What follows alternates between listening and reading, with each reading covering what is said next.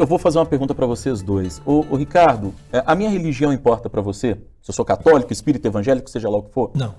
Importa para você, Guilherme? Não, nenhuma importância. A religião de vocês dois, para mim, tanto faz. O que importa para mim, aqui nesse nosso ambiente, que é um ambiente de trabalho, é a qualidade técnica comprovada que você, Guilherme, tem, que você, Ricardo, tem também,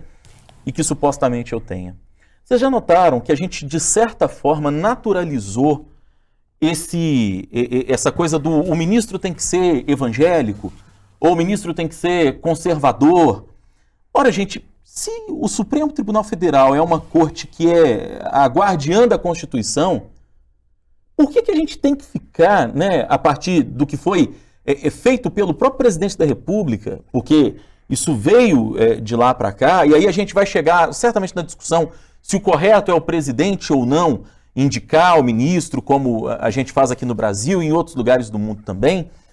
mas nós estamos perdendo de vista, e isso me preocupa absurdamente, a discussão que é mais importante, que é a qualidade técnica do sujeito, que é se ele conhece a Constituição, que é se ele é um defensor da Constituição, porque o Supremo é o guardião da Constituição, é a mais alta corte do Brasil e é a corte constitucionalista. E tem aí um ponto, Rodrigo, que eu vou inteiramente concordar com todos os pontos que você disse até agora, que me preocupa também na mesma medida, que é a sacralização do debate público brasileiro. Para além da justiça brasileira, e acho que isso me preocupa sobremaneira na justiça, porque é o espaço em que se pretende que a racionalidade e que o peso de pontos de vista A ou B, de provas materiais e de uma avaliação distanciada das coisas, e deve ser distanciada da religião, deve ser distanciada das crenças, deve ser distanciada de uma série de fatores para que o juiz tenha a sapiência, a sabedoria de, ao juridicamente julgar algo, levar em conta questões que não estão relacionadas às suas crenças pessoais, mas um entendimento de que o respeito às minorias, de que religiões de maior ou menor quantidade de pessoas estejam lá. O que me causa maior espécie, que me deixa muito mais preocupado, e concordo muito com você, é que o debate público brasileiro, e esse debate está sendo levado para a justiça de uma maneira também contaminando, assim como outros poderes, uma ideia de que debatermos política no país, ou debatermos o judiciário ou o legislativo, tenha de ser relacionado necessariamente com a posição político-ideológica ou a posição de sagrado, como se as decisões terrenas e a própria ideia de democracia contemplasse o terreno, né? Ou para além do terreno. É que a gente pudesse falar que voltar a tempos de dizer que Luís XIV deveria ser rei ou não deveria ser rei, porque o Sol, a constelação, as estrelas ou uma entidade que paira sobre nós, e aqui não há nenhum juízo de valor para quem tem qualquer crença, para quem é ateu, para quem não é ateu, para quem é da Umbanda, do Candomblé, do catolicismo,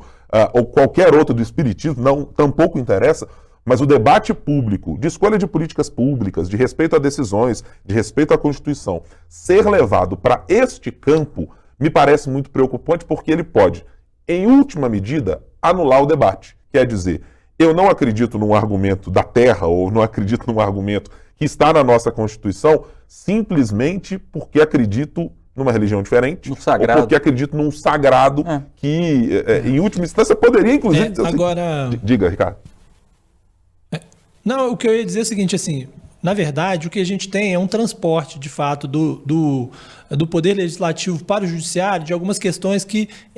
fazem com que, principalmente esses grupos que se sentem subrepresentados dentro do judiciário, queiram, de alguma forma, participar. Porque o que acontece? A pauta de costume ela ganhou uma importância muito grande no Brasil, né? Principalmente porque políticos que tinham essa pauta de costume no seu centro de discussões foram alçados ao poder, e aí cada vez mais a gente vê pastores, padres, representantes do setor evangélico ganhando espaço no parlamento, mas isso não significava a adoção de fato de políticas na linha do que eles esperavam, justamente justamente porque, com a judicialização que a gente tem no Brasil, o judiciário barrava. Então, algumas questões que o parlamento não discute, justamente porque há esse choque, né, na pauta de costume, ficou-se para ser decidido no Supremo. E o Supremo tomou algumas decisões nos últimos anos. E por causa disso, eles passam a entender o seguinte: olha, se não adianta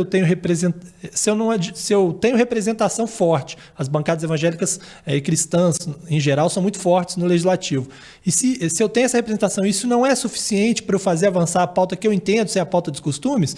então eu preciso ter representação no judiciário para discutir essas questões do ponto de vista dessas religiões, né?